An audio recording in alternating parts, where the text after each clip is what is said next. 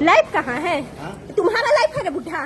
तुमको शर्माया था जब 12 बजे तुम कमरा में जो घुसा था। तुम्हारा सुनो, केस से फरियाद तू 7 साल किसी का लाइफ, तुम बेटा को ब्याह कर लिया, बेटा को भाई का मेरा चैन बेच के मेडिकल करवाया था, मेडिकल में एडमिशन करवाया था। इन लोगों का कोई औकात नहीं था जब मेरी शादी हुई थी। छेड़खानी का केस करना चाहिए, लेकिन हम उस पर रहम किए कि केस भी नहीं किए।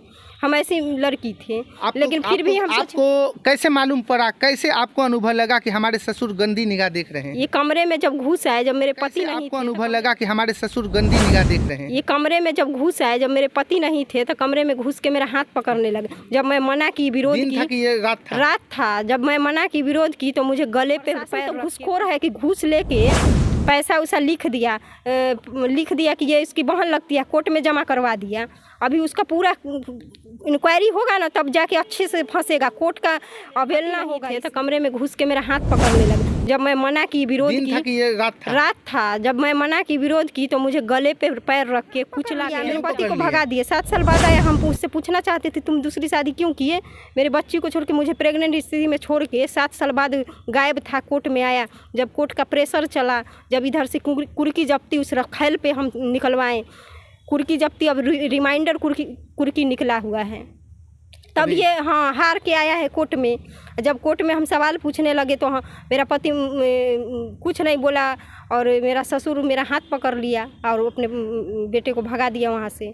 मेरा पति है, हमारा हक है कि हम उससे पूछे। मुझे छोड़ के जो इस तरह से अयासी करके किसी रखेल को घर में लाके 2-2 बच्चे पैदा कर लिए, प्रशासन के पास जाके पैसे दे दिए, प्रशासन को ये कह दिया कि ये मेरे घर में मेरी बहन लगती है, रिश्ते में तो रहेगी। हम जब उस लड़की का पूरा एड्रेस प्रशासन के पास दिए तो बोला मेरी बहन लगती है। तो प्रशासन पैसे लेके जो बैठ गया, उसको इंक्वायरी करना चाहिए था ना कि ये कौन लड़की है, चाहे उसका पैदा जो बच्चा है वो कौन है, उस बच्चे का उसको इंक्वायरी करना चाहिए। उस लड़की जो उसके घर में है, उसका पति को खोज के लाना चाहिए। तो प्रशासन तो घूसखोर है कि घूस लेके पैसा उसा लिख दिया कि ये इसकी बहन लगती है, कोर्ट में जमा करवा दिया।